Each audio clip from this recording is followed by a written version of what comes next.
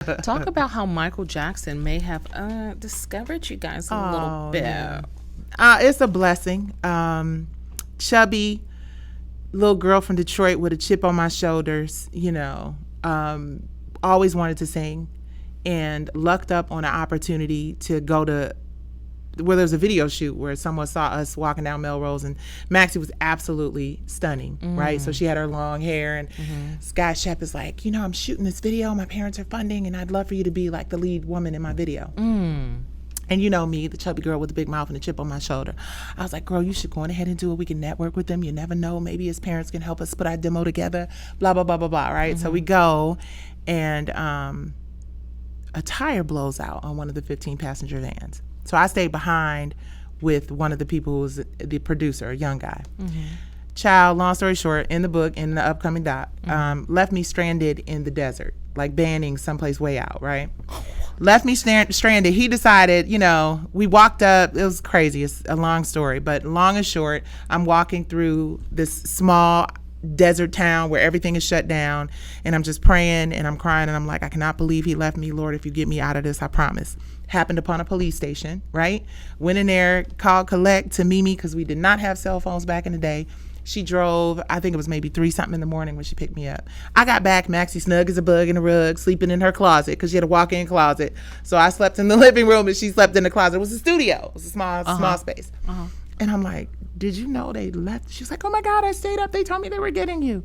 So after that, Shep reached back out and was like, listen, I want to make it up to you. I left you stranded in the desert. I want to introduce you to someone really important. Introduced us to this guy, Barry Kolsky, who was the head of a publishing company. It was a courtesy meeting because Barry was like, nice, but not what we're looking for. On the way out the door, talk about persistence and favor. The two owners of the publishing company, Marla McNally and Linda Blum, were like, what was that upstairs? And, Detroit manager, Big Mouth. Us, some songs we wrote, the demo, sing it again. We sang it again. She was like, can you come back in 2 weeks? We came back in 2 weeks. Next thing you know, we was in front of Jerry Greenberg, having no idea that he was the head of Michael Jackson's label. Had an audition, and the rest is history. Wow. And in the doc, and in the book. Hey! Yeah. So it's just about, one of my first lessons about, faith and perseverance. Because I was straight up stranded in the desert. Jeez Louise. Yeah. You've seen a lot of things change. How do you think the industry has changed since you were in it? I mean, like when you first started getting it, when you first were in it.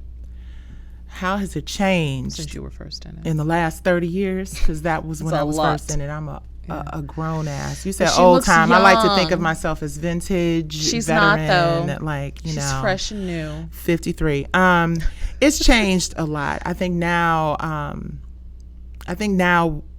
what is unfortunate is it's really just become a numbers game, right? It's become about how many streams, how many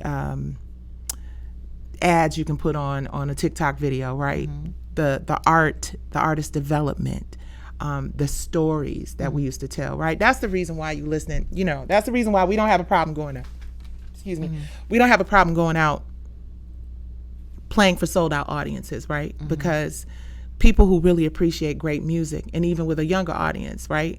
People who appreciate artists who are developed come out and support us in concert, and they still listen to our music. And the reason why is because there was a process called artist development that we went through that unfortunately a lot of artists today don't really know what that means. Artist development is drop it low and spread it wide. Artist development is tell the story about bang bang shoot 'em up, right?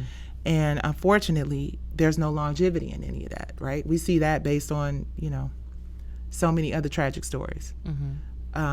So I think the biggest thing that's changed in the music is we've gotten away from artist development. We've gotten away from art.